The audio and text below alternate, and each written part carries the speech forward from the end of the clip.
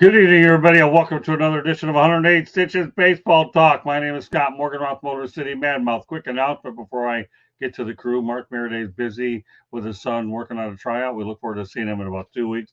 Next Monday, I'm going to be in North Carolina for a big media event, the National Sports Media Association. Plus, I'll have the opportunity to go ahead and promote my book, Lessons from the Microphone, as well. With that said, okay, and also in 2 weeks when we come back, we're going to start the show at 9 Eastern time as well. So we have a good lead-in show before we come on. I think it'll make it a little bit easier for some of the people later on. Also, want to have another show at the beginning. Some of the candidates are professor and the pupil as well. I'm planning to bring young Kate Aitchison, the young lady that I'm actually training on here, to come out professor and pupil, hopefully in about 2 weeks from now. I'm looking. Kate's been working with me for a while, and you know what? She's a up and comer, and it's about time to see her in action on the air. With that said, I want to introduce Ashton to my right. Welcome, Ashton. Hey, thanks for having me on. It's been a couple of weeks, but glad I could finally get back on. Oh, we love having you, pal. You're the best. I enjoy everything that Peak One Sports does, and you're also helpful to us. And we're just glad that you're on the show. And George, as usual, what can I say? All right. Good to be back with you guys. Looking forward to a great baseball discussion. And of course, Candy Ebling tonight will provide Stanley Cup final update scores as we go through the show. So let's get it going. All right, Ashley, this one's only for you, okay? MLB adds Negro League's stats, stirs record books. What are your thoughts about that? First off, a long time coming. I agree with it 100%. I think it's good for the game. Obviously, the Negro League was so prevalent, until I guess the color barrier was broke. And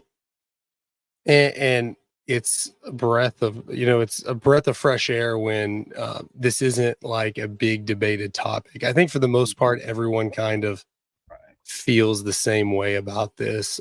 There's a couple of people that are like, yeah, it's good, but it was a different league.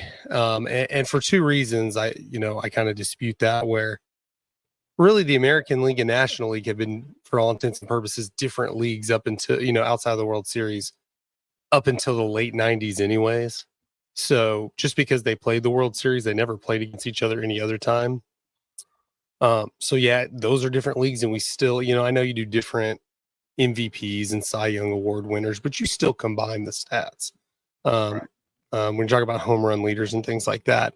And two, in the Negro Leagues, they were arguably playing the same level of competition, if not better. I mean, unfortunately, we didn't get to see some of the great Negro League players face off against some of the best MLB players back then.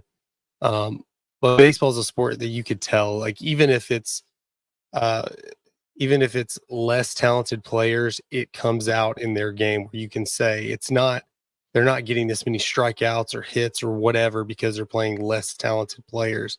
It's just because they're that much better.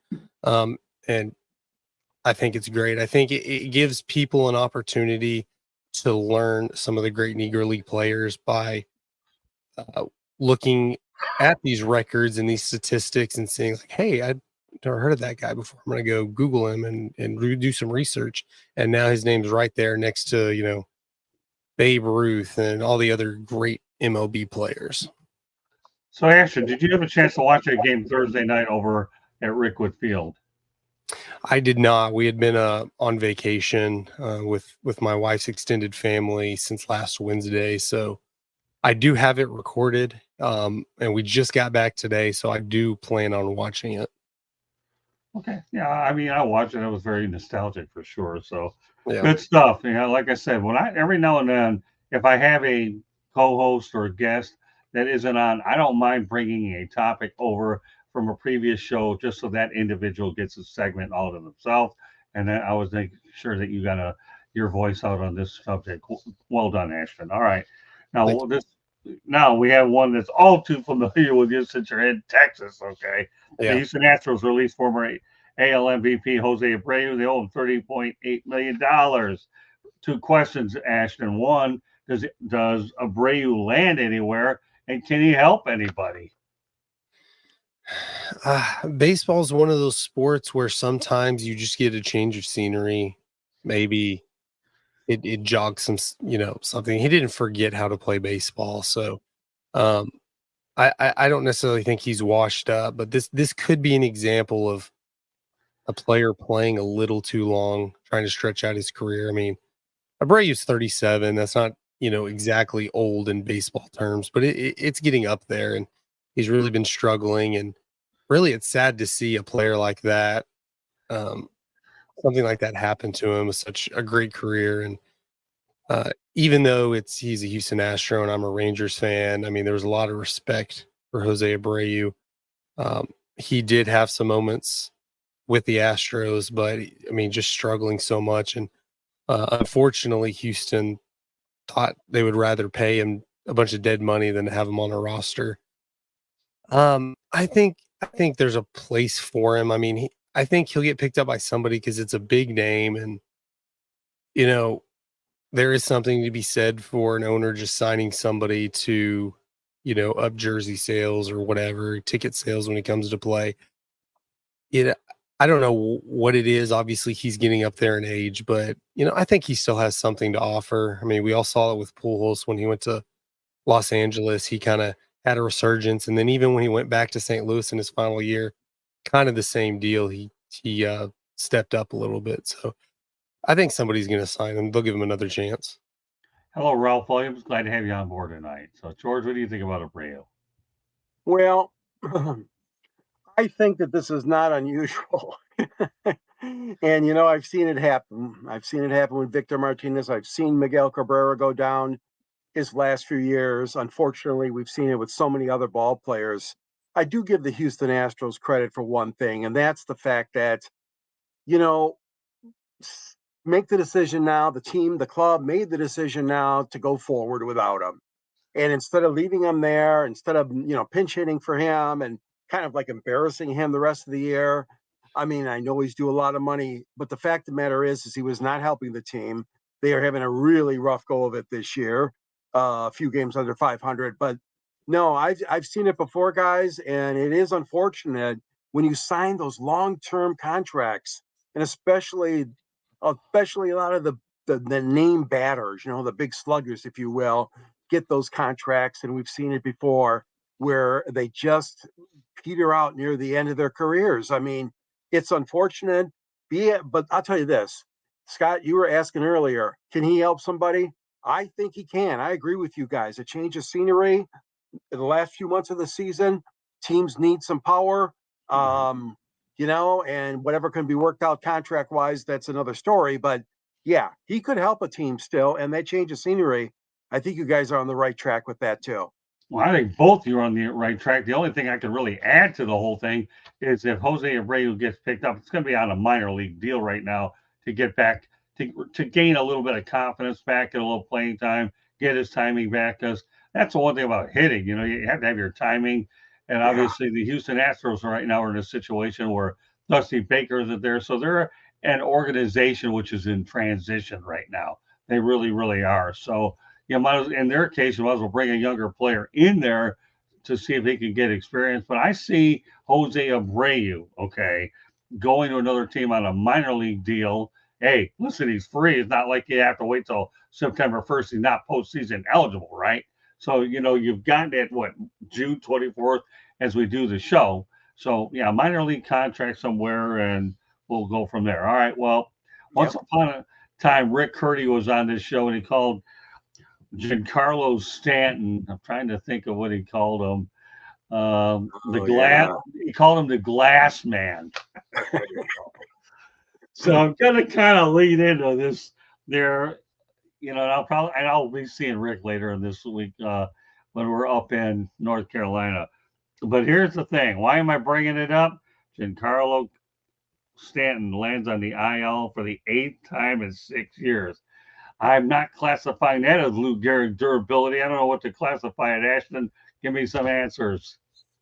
Well, hamstring injuries are tough on their own. I mean, they're one that you have to let them heal 100% to avoid risk of re-injuring them. And there's no telling how long they'll heal. I think they said something like 4 weeks. is what they're looking at. But it's not uncommon for that to stretch out another week and another week with hamstrings. And so now we're asking the question: is he injury prone? Calling him, glass. We're dealing here in Texas with a similar deal with Josh Young, because he's been injured a lot, but most of his injuries are like he broke his wrist or really his forearm fielding a ground ball. And those injuries, you don't think like, well, if anybody gets in that situation, are they breaking their wrist? And usually that's the case, unless you have soft bones or something. But hamstrings, I believe one of his big injuries was a bicep strain.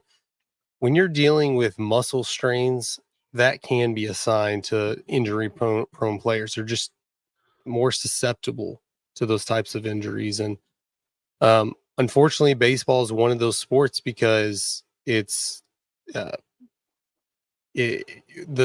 action you have is you go from 0 to 60. It's not like basketball or football where you kind of jog and you get into the motion. It's running bases, playing the field. You go from standing there to running instantly, and you're going to have a lot of hamstring pulls and injuries like that. Unfortunately, I don't think this is going to be the last time Stanton gets an injury like this. Well, let me tell you something, okay? Back in 1989, okay, I remember when I was skiing up in Magic Mountain up in Vermont, Londonderry, Vermont. And I was on Magic Mountain and I suffered torn ligaments in my left ankle off of a skiing accident on the last run down. Okay. That was ironically the same day on Christmas Day that Billy Martin was killed in an auto accident. Why am I bringing Billy Martin? Well, I'll always know when I tore that ligament because Billy died the same day. So, but the reason why I'm bringing this up is I would have rather broken my ankle than tore the ligaments, because every doctor will tell you ligaments take a lot longer to heal. A broken ankle just simply heals. And what ended up happening was, as I started to put the pressure on my right knee, I ended up with 2 knee operations because of it. So I give you a low lot. I would rather break something rather than have ligaments damage, whether it's to be any other thing that isn't not broken related, if you get my drift. And at least I know when I look up Billy Martin. Hey, you want to know another crazy story? I always know when I had back surgery, all I have to do is look up Michael Jackson and Farrah Fawcett. They died when I was in the hospital. So this is probably a crazy way to remember a medical issue. But so you're telling me if somebody famous dies, you just need to like stay in the house. Don't go out. You're going to get hurt. I think that's putting it lightly, but yeah, I can't disagree with you. It's the truth. Hey, I was over at Holy Cross Hospital, and the game of soccer did wonders for me. I was watching Brazil. I had morphine in soccer. There's no better 1-2 punch to relax you after a major back operation, both of those. And my Aunt Judy was telling me a long time ago that, boy, are you all right? I mean, your sense of humor is there, even though you're probably in a boatload of pain. Yeah, I was, but, hey, morphine's pretty crazy stuff. But then all of a sudden, you're watching a sport, which is, soccer's a great sport. It really is great. And I'm thankful for my relationship with Inter Miami. But when you're watching a high matchup and you have morphine, that's a really potent 1-2 punch. And I hope you guys never have to find out otherwise. Yeah. But yeah, no, I guess Ashton, maybe it's probably good if somebody famous does. I stay home. I do more nowadays anyways, is what I do, because everything's done remotely. But hey, you know what? We're having a fun show with the 3 of us anyways. The Stanley Cup Finals is going on. And it looks like, according to Candy, that the Panthers scored first goal by Carter Verhagen, and the Oilers just added. It looks like we're tied up at straight lines at 1-1. There you go. Straight lines going north and south. All right, George. What are your thoughts about Mr. Stanton now that I gave a lot of people a bit of my medical history? Yeah, that was good. A history lesson for us, Scott. I remember those days with you and some of the trauma that you had to go through with those injuries. But this guy Stanton, yeah, he is definitely vulnerable for injuries. And the thing is that the Yankees are having such an outstanding season so far. Again, so far, we all know that you can have the best season on paper or the best regular season and end up nowhere near the World Series. So he's still an important part of the team. I mean, I know he is, but he is injury prone. And the fact of the matter is that they're not going to do anything drastic. They're not going to cut him. They're going to work with him. He's got to heal. He's got to get better. He's got to get stronger. That hamstring has to, like you were saying, Ashton, that's a very important part of any athlete, and as far as excelling, but especially a batter or a fielder or outfielder, or whatever position, pitcher. Hamstrings are so darn important in baseball to be healthy. But I mean, they have a little bit of a luxury because they do have a lot of talent on that Yankee roster, but they obviously want to win with him. And it's just unfortunate. I've seen guys too near the end I shouldn't say near the end, but a little past their prime maybe. But some of them get a lot of injuries, so it's not unusual. I still think China doll. I like that term, China doll. I know Rick Hurdy liked that glass analogy, but China doll is another one that you'll hear mentioned. Somebody that you better be careful with because he or she might break. So, but all kidding aside, no, I hope he does get healthy. All right, Katie, we're going to go to a station break. Then after that, Kate Aitchison, just speaking about my young adopted daughter a little while ago. We're going to bring her comment in here in just a moment, Kate. I'm assuming that your question is what team is going to win the World Series, if I understand your question correctly, right, Kate?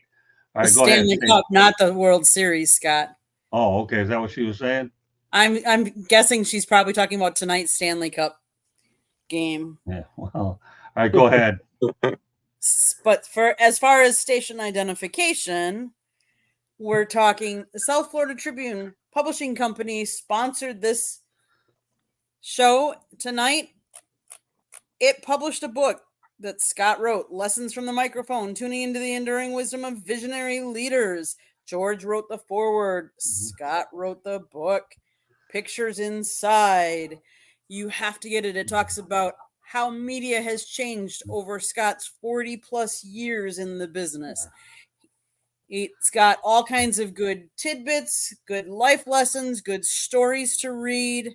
You got to get your book. Amazon, Barnes & Noble, Kindle, Google, Apple, audiobook later with more details to come.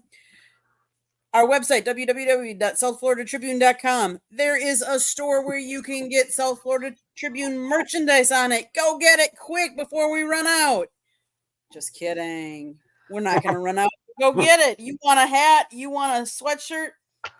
If you like to listen to our podcast, you can listen to us wherever you get your podcast. Google, iHeartRadio, Apple, CastBox, Deezer, Geo7, you name it, we're there. Check us out. Monday nights, baseball talk. Tuesday nights, football inside the pigskin. Wednesday nights is Sports Exchange. Thursday nights is Fire Up. We talk all sports, Sports Exchange and Fire Up. You never know what topics we're going to be talking about, so tune in. Scott talks on Wednesday nights, typically on nofilter.net, a one-on-one interview show where he interviews somebody. Wait to see who he's interviewing this week. Special guest. If you'd like to advertise or sponsor a show, call Scott 954-304-4941. If I missed anything, or more importantly, if you missed anything, it is scrolling around the bottom. Please look at it. There is a red subscribe button. If you have not subscribed yet, I honestly don't know why you haven't yet, but please do so and share it and like us with all your friends and family. Back to you, Scott. Thank you, Katie. Well done. Also on Twitter /X at Tribune South. All right, you know what? Kate wants us to answer both questions, but Kate, what I'd like you to do is go out there and put your contact information so everybody can follow you.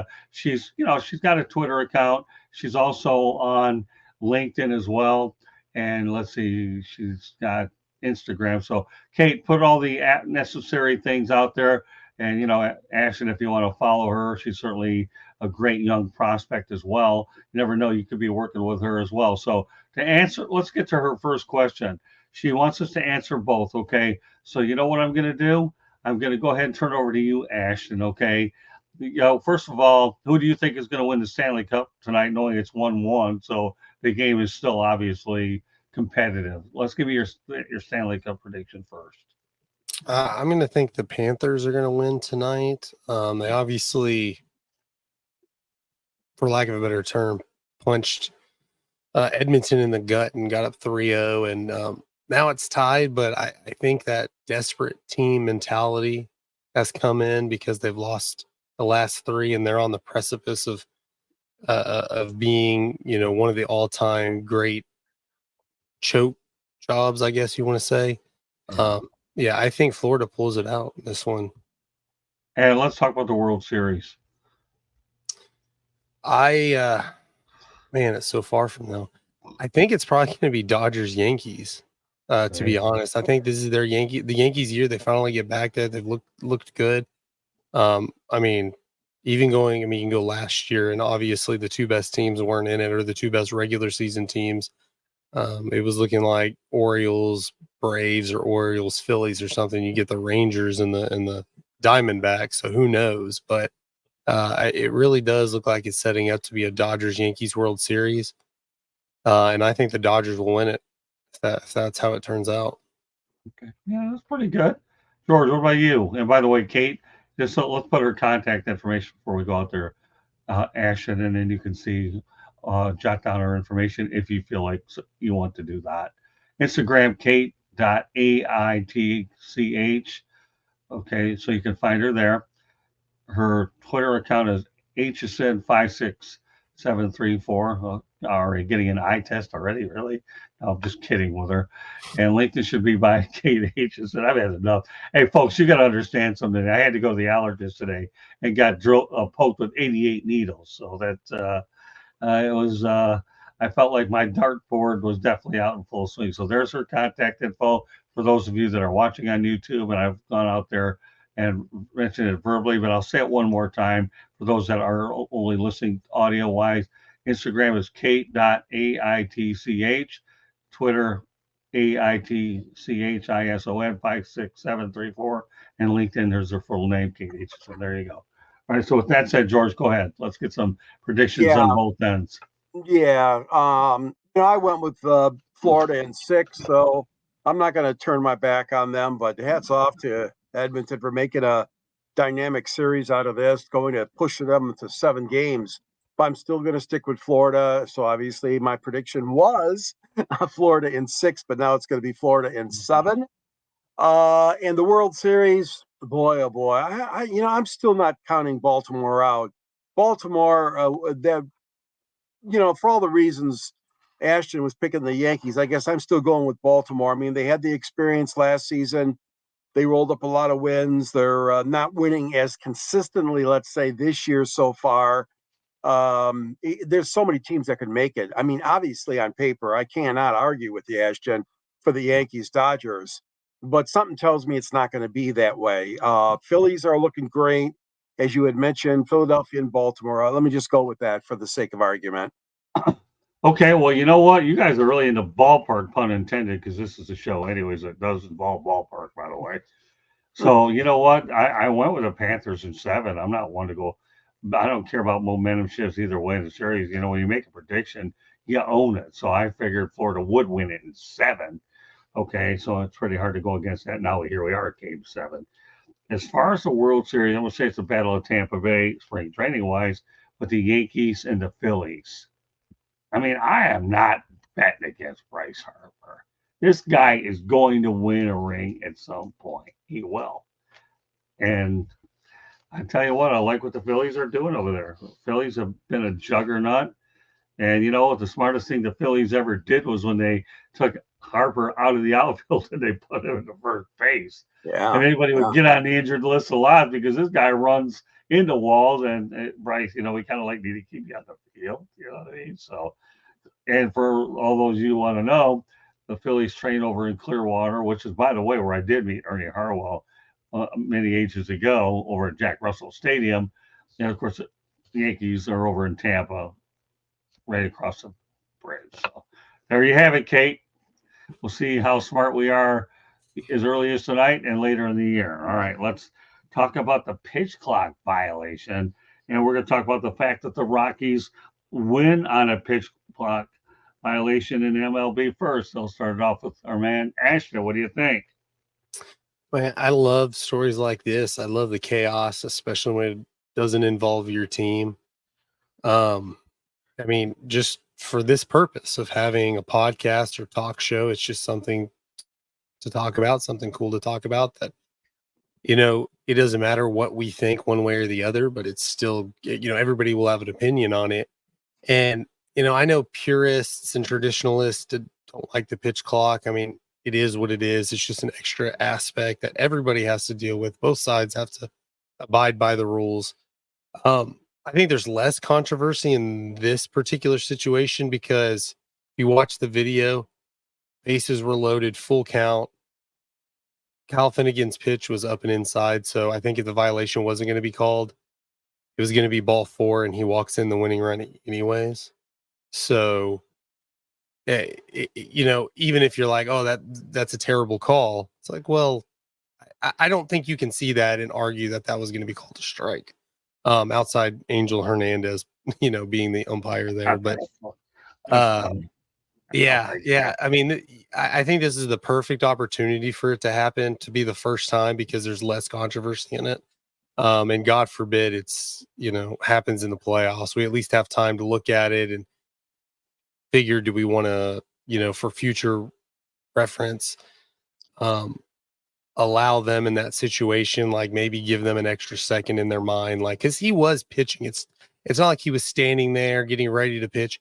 He started his windup when they called the pitch clock violation. So, I don't know specifically, the rule change once it gets to the playoffs. I believe that they do allow them a little more time in those situations, but I think they're going to be a little more forgiving now that it's actually caused the outcome of the game to possibly change. Like maybe if he's in his windup, you let it slide in that situation. I was waiting for somebody to bring up Angel Hernandez, and I'm glad it was you. I mean, this guy was, it wouldn't matter what call he was in, a pitch clock or not. He seemed to break the cardinal rule of officiating. Don't you be part of the actual event. You're there to make sure that everything's fair, but you don't need to overshadow the event, is what I'm saying. So, but thanks for bringing it up. All right, go ahead. Well, it was just a matter of time before this happened, guys. I mean, it was just going to be, when was it going to happen and how was it going to play out? And it certainly played out to end the ball game. So I'm still, I mean, I'm in favor of the clock. I didn't at first like it, but I am now. And most pitchers have no problem with it. Their delivery and their cadence and all the other mechanics that they go through when they're pitching. But this is a situation was bound to come up. It's going to happen again. We know that, because if you have a rule like that, you're going to enforce it. The umpires do enforce it. And, the person up in the press box that's pressing the button there, they're very efficient people. Scott and I sat behind Joey Abramson when Joey was running the clock at that Miami Tigers game. And Joey's a good man. He's a local guy here in Detroit, but he's George Blaha's statistician, excuse me. And Joey was doing the pitch clock, at the Tigers Marlins game. And it's a thankless job, guys. Come on. He's got to sit there the whole game, and you got to be alert, man. You got to know when you're going to start that thing up and when you shut it down. And Joey did a great job. I'm not saying anybody special can do it. I'm just saying that it is now part of the game, and it is going to happen more than once. And I don't know about your idea, Ashton, about the postseason being different. I'm not really in favor of that, but if they do want to add on, then obviously be fair to everybody if they add on another second or whatever. But I think it's worked out well. They wanted to get the games down to more manageable time. They were going too long, and I think it's been successful in helping do that. Well, it's funny. When I cover an MLB game, or a lot of games, but lately it's been more MLB, I have a certain routine, and I stay with my routine. Over at Lone Depot Park, what I do is you got everybody in the first row because that's where they all want to sit. The middle row is for other auxiliary media, but you know what I do? I sit on the third row, and you know why I do that? Because I don't want to see the pitch clock. Why do I not want to see the pitch clock? Because I don't want to accept the fact that there is one. So I just try to take my mind mentally, okay, that the game is moving along nice and it's moving quicker. But this is one old dog that doesn't want to change. So how do I rectify it? Sit in row 3. I have a nice corner. Okay, I really do. I have my own. If you guys have noticed some of my pictures on Facebook, right? This is my office for today. I'm sure Ashton, you've probably seen her too, one or two here and there. Hey, I'm a creature of habit. Okay, I don't like to change. If I go inside of a restaurant, if I can find a corner booth, I'll go there.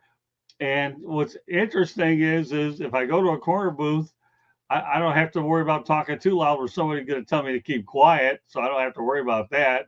And when COVID-19, I definitely took my corner booth. But I'm going to tell you a funny NBA story, okay? Covered the Detroit Pistons and the Cleveland Cavaliers over at the old Richfield Coliseum. One day I'm going to Whitey's, okay? Brendan Malone and Brendan Sir. I was staying at the Pistons Hotel in Richfield, okay? Not too far. It's all the way out in the middle of nowhere. That's where it was, but that's where they play ball.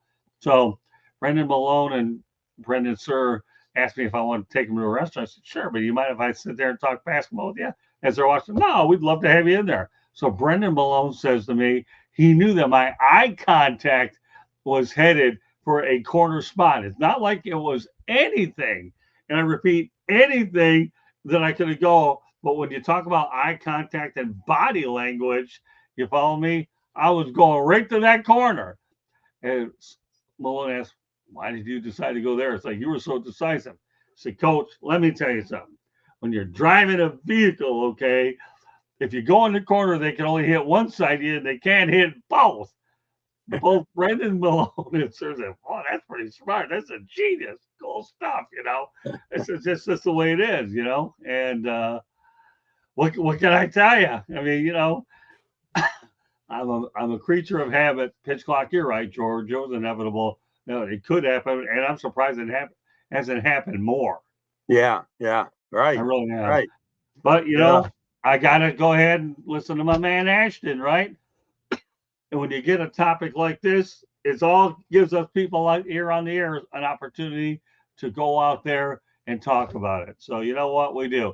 All right, back to the chat room. Candy Evelyn coming up with some really fierce stuff. So we'll start off with your first one, okay? Candy, the 166.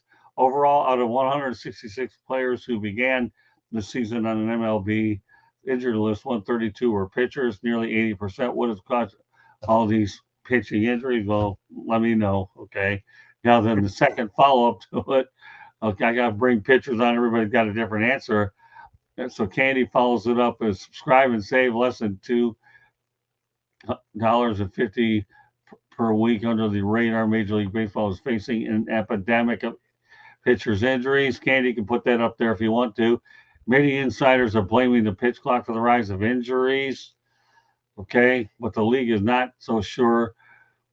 The newsletter photo college of Shane Bieber of the Cleveland Guardians pitching a ball on a giant X-ray. Okay, let's see. I'm trying to make sure.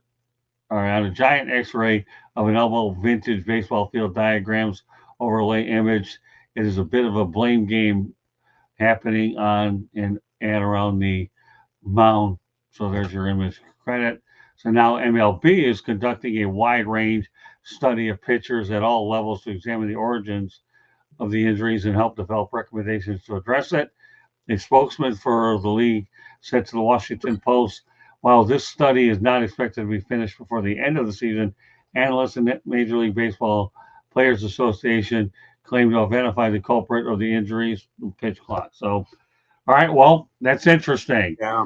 So, you know, is it part of the reason? You know what? I don't know, but I think that this is something we'll be addressing as the year continues to go on. Great stuff, Candy. I know the pitch clock is what it is. I personally didn't really care for it to begin with, only because being a purist, I never wanted to see it happen. I understand that you're trying to keep the younger generation engaged, right? You Yeah.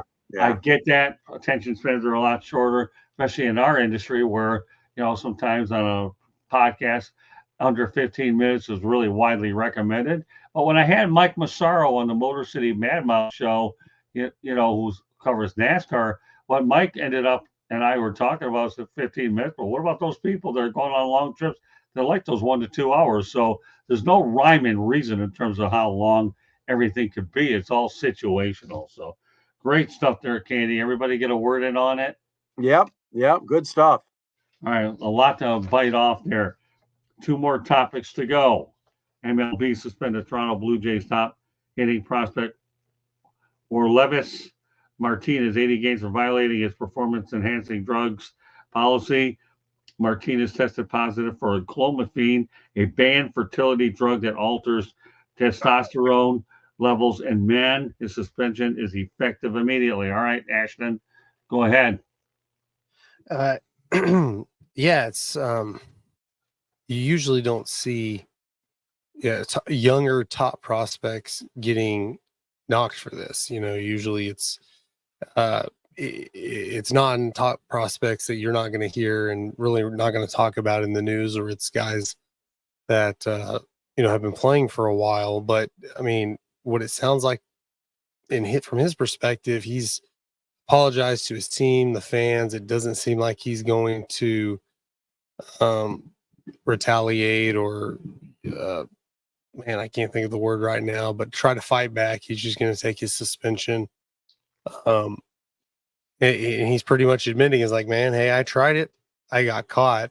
I personally don't know enough about the drug to really to know much, where it's like, it's not full on steroids. I think that's where we get on, mixed up in some of these is we call them all PEDs, and there are different levels to it. This one sounds like, enhances testosterone. Yes, it's banned. He was wrong for doing it, but now we're looking at it, is this blacklist him in the future if he ends up not testing positive again, but he has a long MLB career, possibly Hall of Fame type career. Are they going to look back on this and be like, well, you did take this drug? He was probably, you never get caught the first time you do it. It's just the first time you got caught. So who knows? He may have been doing this since high school, for all we know. And this is why he's one of the top prospects. But, I think from the public standpoint, they may need to be specific about what these drugs do, what these particular PEDs do. Cause it sounds like, hey, he was taking steroids and now he's banned for 80 games. Well, didn't Manny Ramirez get caught with a similar type of drug? I don't know what he did, but I thought it was something to this effect. Yeah, I don't remember what drug it was, but yeah, there was something similar to it. All right, so Candy Evelyn goes back to after the MLB's PA statement. MLB fired back, stating that blaming the pitch clock ignores the empirical evidence, okay, and much more significant long-term trend of velocity, spin increases that are highly correlated with arm injury. Slice it any way that you really want, okay? But the reality is, Tommy John surgeries don't seem to be going away. So that's the unfortunate part of the whole thing. Let's go to some hockey updates. Glad to have Joshua Dorr on again. Okay, end of first period, score tied at 1-1. Joshua Dorr, man, you guys are really on here when there's an insane Game 7 on TV. Of course, Joshua Dorr, we are, but, baseball is Monday night. And, as long as we have the updates, then hopefully we'll keep some people engaged a little bit. Obviously, you're engaged enough to make an appearance. Glad to have you on, Joshua. And, of course, Puff and Penguin Panthers game is electric. Joshua Dorr, there's literally a 7 Stanley Cup final, and we're talking baseball. You bet, Joshua. And on Monday night, okay, we're always going to talk baseball. And guess what? Hockey season will be over after tonight. So there you go. So now Joshua Dorr must have a TV on. I mean, I don't know. Do you? Do I have the TV on?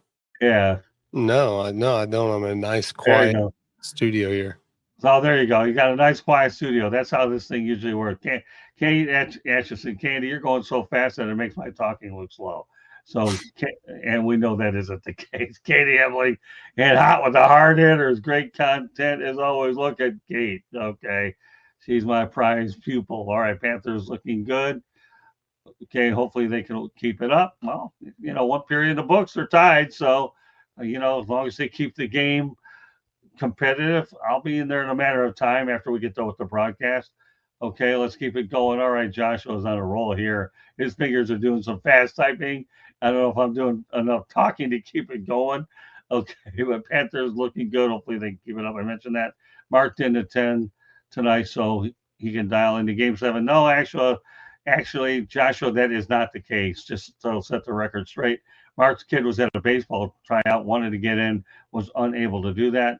And now Joshua Door's taking a shot at my kid. Okay, Oilers going down, Kate. I guess Joshua Door's memory's good enough to know that she's Canadian. Now, look at Kate. I love the way she goes out there. All right, hey, now I was staying out of it to be civil. I don't know. I got to ask you to respond to that one there, Ashton. Is that a pretty good comeback for my kid? I mean, yeah, it was for sure a good comeback. When you're coming back, oh man, I don't know. Yeah, that was a good comeback. That's all I can say. Hey, now I was staying out to be civil. She ain't looking for it. It's hard when you're messaging or texting or commenting because it doesn't come across the same the emotion doesn't come across, so it's hard to tell sometimes. Wait till you get Kate on the air. We're going to bring her on baseball. I told her today when we FaceTime that she's going to be on this baseball show. She better start learning it. And when I tell her to do something, she gets going on it really quickly. All right, so Candy Evelyn's going to give us a little clarity on the Ramirez. Ramirez had earlier drawn a 50-game suspension in 2009 as a member of the Dodgers, testing positive for a female fertility drug commonly used to stimulate testosterone production after a steroid. Well, I knew we were something like that. Okay. Now, Kate, we're back to my girl. All right. Big game. All right. We're going to have some fun. Big game. Need my Canadian boys to clean up and get it going now. Oh, Lordy. Don't worry, Ashton. When you go out there and you follow her on, should you follow her on Instagram, you got to realize I got a 5'5" pistol here who's not only smart, but she's pretty, she's getting there. All right. And okay, Puff and Penguin, I can tell Josh and the guys are back. Yeah, keeping it lively. Enjoy that. All right. So Joshua Door, question for Kate. How do you like being Scott's child? All right. Come on, Kate, come back. And while you answer that question, okay. Yeah, I think that when you look at the situation with the Blue Jays, anytime you have an 80-game suspension hanging over you, that's strike one, obviously. You get the next one, I believe you're off a year, and then after that, you're finished. Is that how that works? Yeah, I think it's a year suspension the second time. Correct. Yeah, that's what I thought. Lifetime ban. Yeah. Okay. And all right, so now we have an answer. All right, back to hockey. All right, now Kate. All right, there you go. That's my kid. I am the luckiest girl in the world to have the opportunity to work this closely with Scott. I love our relationship. So there you go, Josh. That's something you can't break up. And I'm going to see my kid over the weekend up in North Carolina for the National Sports Media Association Award banquet as well. And she'll have the opportunity to go to some of the seminars so she can learn what she's doing. Then Kate probably will be a permanent fixture on Monday nights as we continue to build our Monday night lineup. And I'm looking forward to getting her on this show. Don't worry, Josh. After tonight, you'll be glad we have these other sports, even though you're so heavily engrossed into hockey night, as rightfully. So you're a South Florida guy, and the Panthers never won a title, so you should be fortunate that you're able to watch hockey, because I'm sure that there's a lot of other teams that would trade places to be where the Panthers and the Oilers are. All right, one more topic to get to, unless the chat room continues to stay entertaining, okay, which it really is, okay. Mets Edwindiaz suspended 10 games for foreign substance. All right, Ashton, we're going to lead off with you all night, and we're going to do it one more time. Go ahead, Ashton.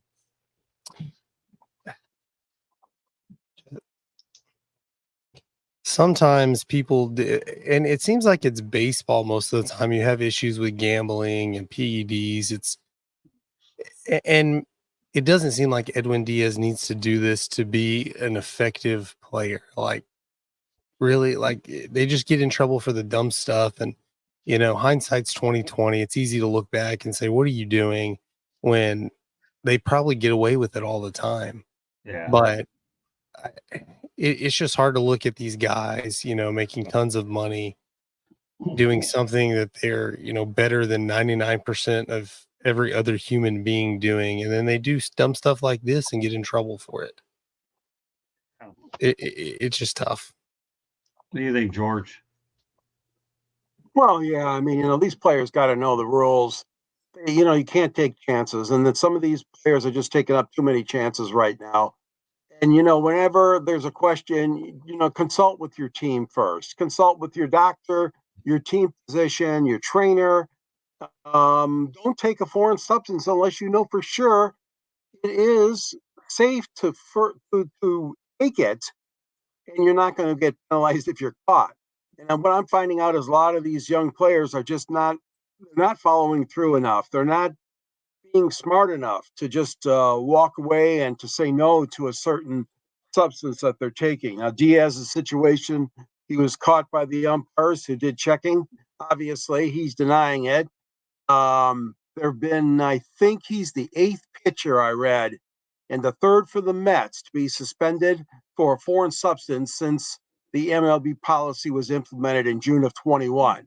So 8th pitcher and the 3rd one for the Mets organization. That does not bode well if I'm a New York Mets fan or a New York Mets player, because 3 of them now have been Mets players. So all I can say is, know the rules, know what you can take, know what you can do, what you can't do.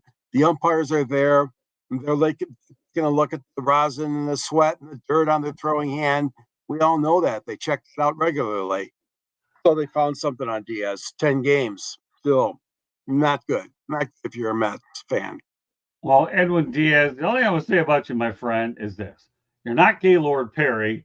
And so to begin with, and we all know Gaylord got away with it all. And I'm sure there's a lot of other guys that did the foreign substance. The only thing is, I think Major League Baseball is a little smarter than they used to be. And that's why they've gotten accustomed to this stuff. So, hey, Gaylord Perry got away with the whole thing. And this guy here is in the Hall of Fame. So all I can say is, you know what? I guess I can handle a 10-game suspension a whole lot easier than I can 80.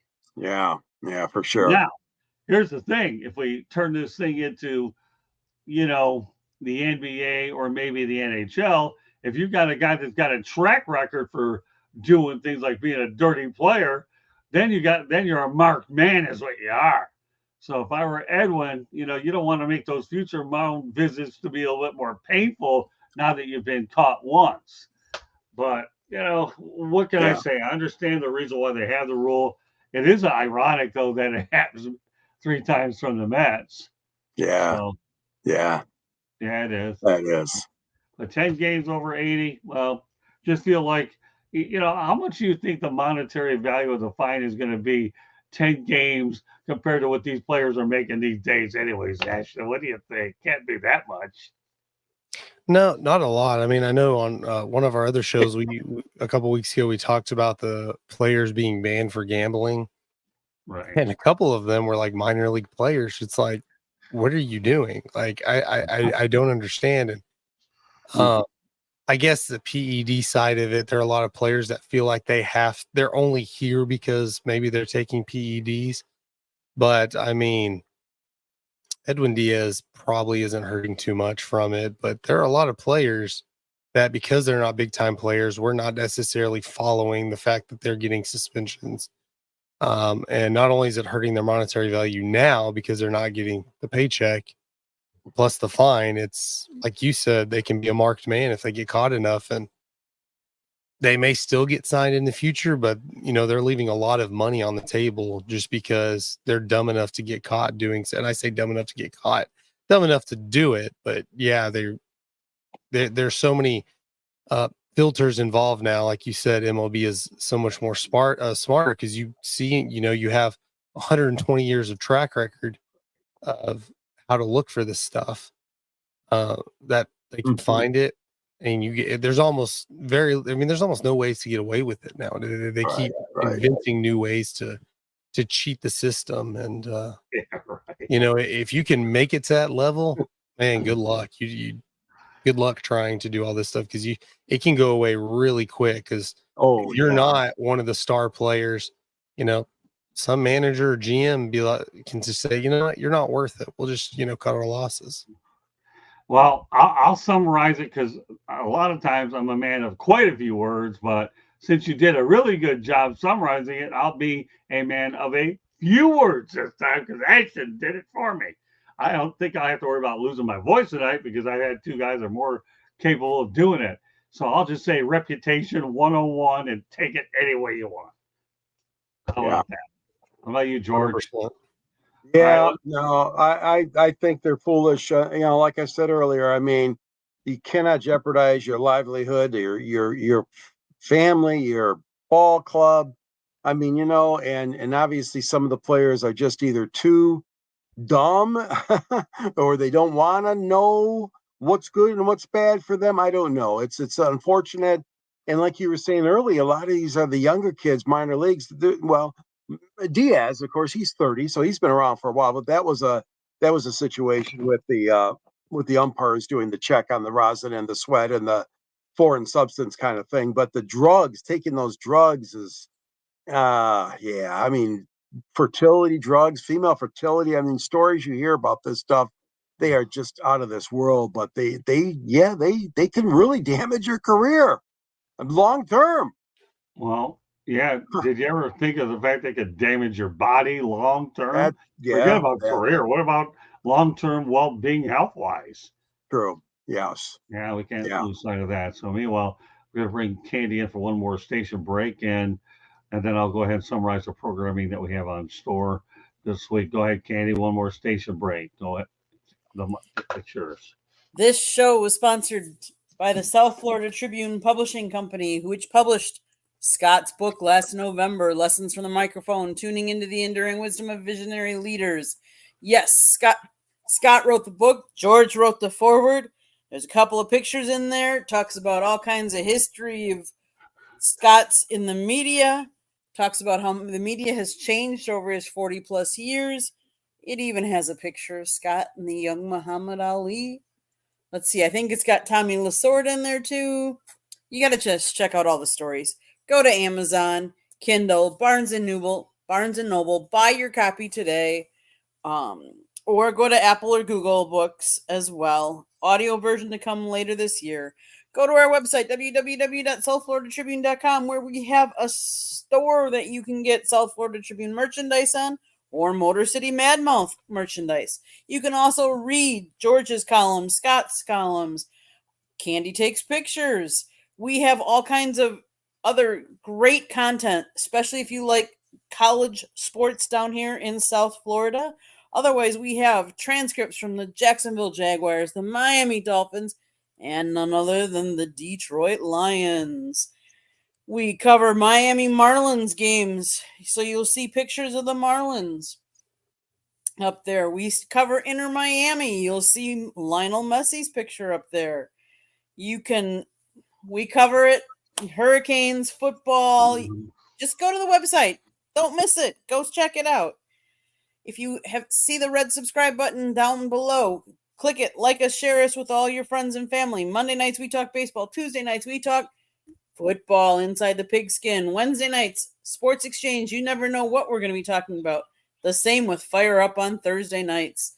Wednesday nights, Scott does a show on nofilter.net. It is a one-on-one, the Motor City Mad Mouse show, where he interviews one person. Special guest this week. You'll have to tune in to find out who. You can listen to us if you like to listen to podcasts. All of our shows are available on podcasts, wherever you get it. Apple, Google, iHeartRadio. I'm trying to think if I've missed anything. Back to you, Scott. All right. Well, also, if you want to follow us on Twitter at Tribune South Gets It Done. Kate has another comment on here. I can't thank her enough. Talk about the ultimate student. My goodness, she's at. Highly recommended giving it a read. If you haven't read it, I'm on my fourth read and still learning it from it. Well, you know what? She really defines what the book is really all about. A young student who's trying to break into the broadcasting business. And, she's got so much potential. And I do want to reiterate that Kate's debut here will be July 8th, and she'll be on with George and I on The Professor and the People. Looking forward for her long-awaited debut. She's, like I said, I've been trying to bring her along slow, and now it's time for her to get on the air and show her face out there.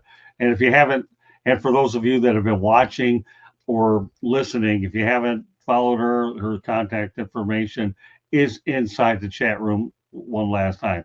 With that said, we'll go to Mr. Nix and let everybody know they get a hold of you. Yeah, you can see my social media tag right there at Ashton_Nix. Will pretty much find me anywhere.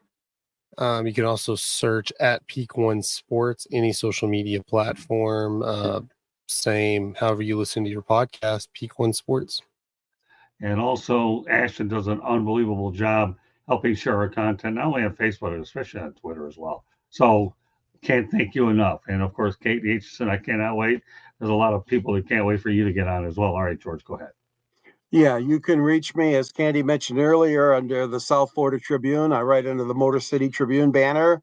In my column, and near the end of my column, is a little paragraph that has a link to it. And the link is to my book, which is right here, Detroit Sports Broadcasters on the Air. I have a much younger looking picture of Scott, but yeah, I got that same picture with Muhammad Ali. It's awesome. Plus, I got the Jimmy Connors picture with Scott interviewing.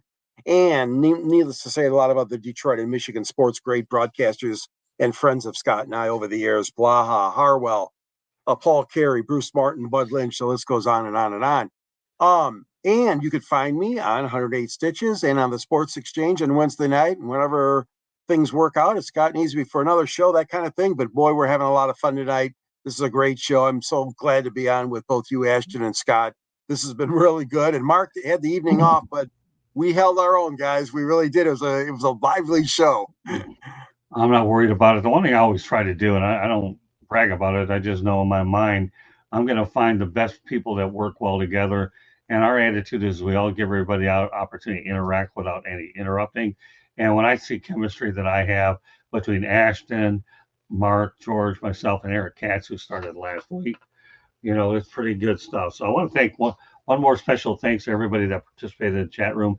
Joshua Dorr found a way to make his way on here while he was probably getting a little bit of food between periods and made the chat room interesting. And of course, I can't say enough about Kate. I cannot say enough about Kate. Oh, we got Terry Osowski over training the rotator cuff. Yeah, okay, that's a tough injury too. So yeah, I was glad that Terry was able to join the program as well. So meanwhile, I want to thank everybody for joining us on this edition of 108 Stitches Baseball Talk.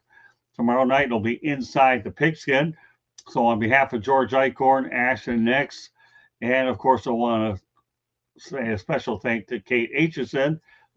Want to thank everybody for joining us on this edition of 108 Stitches Baseball Talk. For those of you looking to watch hockey, we're not going to stop you anymore. Take care, everybody, and we'll see you on the next show in about 2 weeks. Not next week because I'll be on the road to North Carolina. Okay. But then after that, we'll be back, and we'll have a doubleheader that night between Professor and the People as well as baseball.